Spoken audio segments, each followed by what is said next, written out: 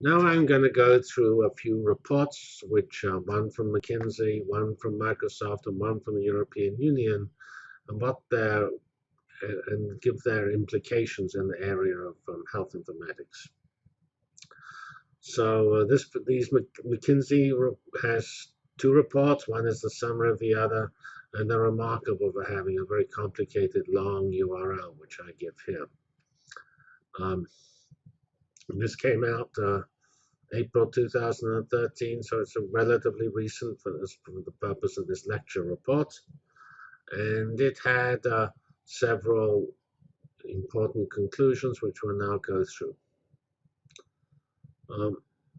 So these are sort of list of the various changes that are making big data and health informatics critically important. There is the actual demand for better data, which is coming due to the cost pressure and the fact that people who use better data are getting better results. And so the people not using big data are worried. There is a lot of more, there is the supply issue. There is a lot more relevant data. EMRs, as electronic medical records, are becoming more pervasive, and that allows data to be shared and used much more easily. And also, you can link that to not just health data, but social networking and other types of data on people. And then we have here the technology. And the technology is allowing you to we're doing X-Informatics in the clouds. We can run our data analytics. We can use Hadoop. We can process all this stuff. And we're not worried about the large amounts of data. And then we have the government actually producing market change through various new laws and new initiatives. And certainly the government is pressing the key interoperable standards which are allowing data to be exchanged. There's no point in gathering a lot of big data unless there's some agreement on format so it can be exchanged. So this is a summary of the types of data. We have here activity claims. I mean, this is insurance data. And here we have the clinical data, the actual data from the hospitals and the doctors, the electronic medical records and all those images. We have pharmaceutical companies which have huge amounts of R&D data, screening data to showing you what a particular chemical does on what particular biology sample. And then we have patient data. Patients will be tweeting about hospitals and telling about which hospital is good and what's not good. And also they'll have their own social networking data telling you about their lifestyle. So here we have these four major big data pools, which have all exploded over the last few years. Some of these data have actually existed before, but often not in electronic fashion and certainly not accessible broadly. We'll never have, at least in the near term, health data accessed very freely because of privacy issues. I showed you some examples with quantified self where there were no privacy issues, but most data is restricted by the privacy issues.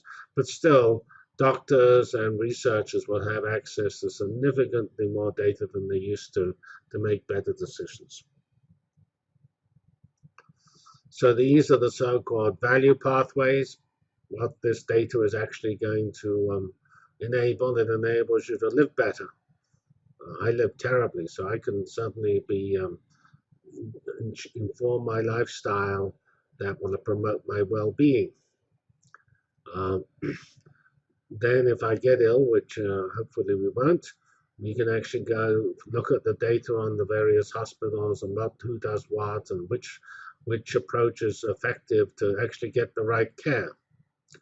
And then given that care, we can, let's say, find out which provider is the optimal provider. So we need better care.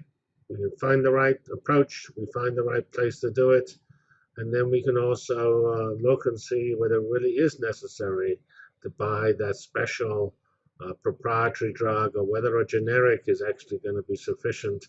And that should be documentable through data, where people compare the response to the different types of available drugs. And then finally, this is all being advanced by the big data revolution. The pharmaceuticals and the government are all driving more and more innovation in this area, because this is the area where there's the greatest chance of improving, even for the government, the well-being of the citizens, and for the pharmaceuticals to produce better products, which will not only help citizens but also help the pharmaceuticals. So here, this slide here suggests that several $100 billion can be saved by taking what's effectively known now and applying it. These are in these pathways, the right living pathways, 70 to 100 million billion dollars. Did I say million? 70 to 100 billion dollars can be saved by targeting disease prevention and doing programs that are enabled by data. Then we have identifying the right care, so we can actually document which approaches are the effective approaches. We needn't spend more money on things that are not actually necessary, and we can actually get that all coordinated across all providers. Then we can go to the right provider. We do not have to always go to emergency rooms, and we don't necessarily have to go to the most expensive primary hospitals. We can customize the provider.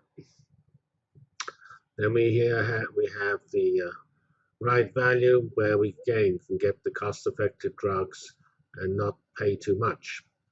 There's a lot of expenses in the medical profession at the moment by people being very conservative. That conservatism can possibly be relaxed if we have a more data-driven approach suggesting that a certain step is or is not necessary.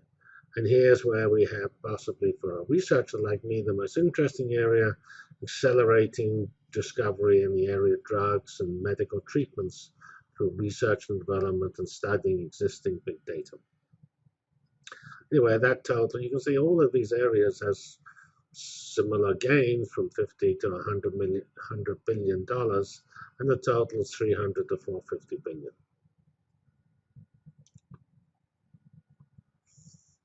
So here we have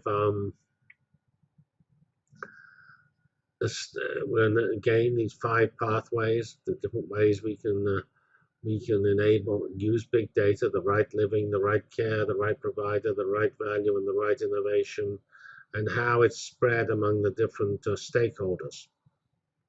We have the poor old patient, the medical institutions, the insurance companies, and the pharmaceuticals.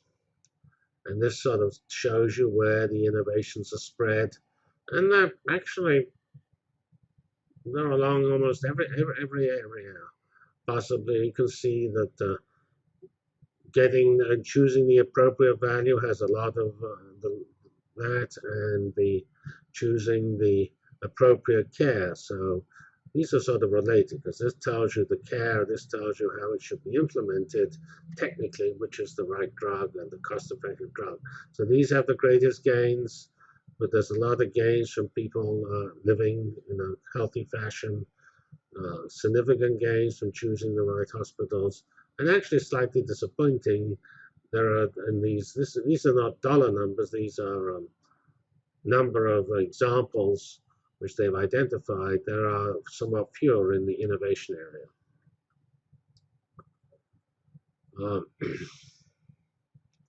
These tell you how these particular innovations, how they're divided. So there is,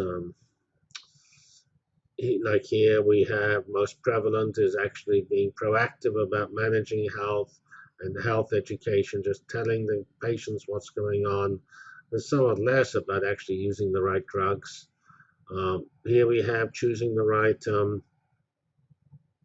approach to either making people healthy, live healthier, or curing their diseases, and again, communicating with the physician. Personal activities are actually the most promising. Here we have the right provider. Well, the dominant here is actually doing a financial optimizing dollars and location, and there is a significant amount just from looking at the quality of the performance of particular institutions. Here we have doing the right value, and there's a small amount of fraud detection, but most of it is enabling people to make informed decisions. And here we have innovation, and we can use big data to actually improve the process for getting new drugs approved.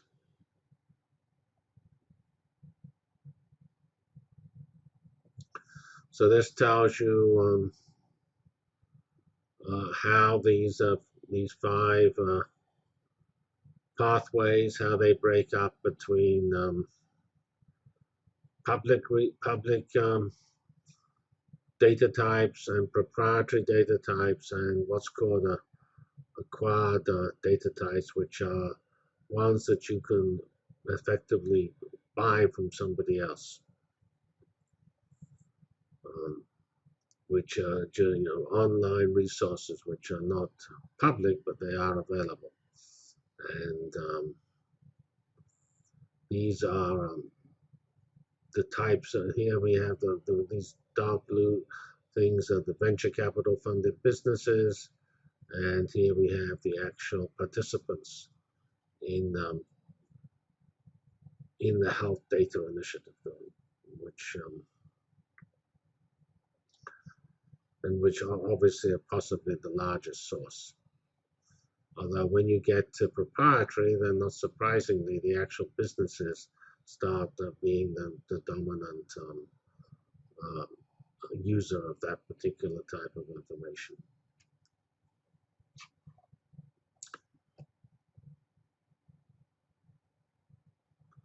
So this tells you what you're meant to do if you're an organization doing a big data transformation, and this is not specially for the this wasn't specially for this report, but there's a broad idea, and it tells you how you actually implement the big data transformation. You need to know where you want to go. You need to decide what you have to do to get there. You have to design getting there. You have to travel to where you want to go, and you have to keep on going and not fall back, because one of the problems in this world we live in today is everything's changing. And so it's very important that we not just do something and then sit back, because there is new discoveries and new data every day. So this tells you the little more detail on where the big data and the analytics come along. So we have the reporting. These are existing data such as personal health records and information that's already been reported about the effectiveness of drugs. Here we have monitoring. These are all these devices strapped to you, telling you how you're doing. Then we have sort of 2 types of data mining, one called evaluation and one called data mining. And this is looking at the basic correlations, and this is a more thoughtful analysis to actually decide what the right answer is. So I'm not certain that everybody would do this particular division, because you always have, remember rightly, we do the data, information, knowledge, wisdom, decision pipeline. So this is just going through that pipeline, and we always have that in every case. And then we need to know what will happen. And given what we happen, we have to adjust our insurance rates and make certain our hospitals are prepared. So big data will affect all sorts of things.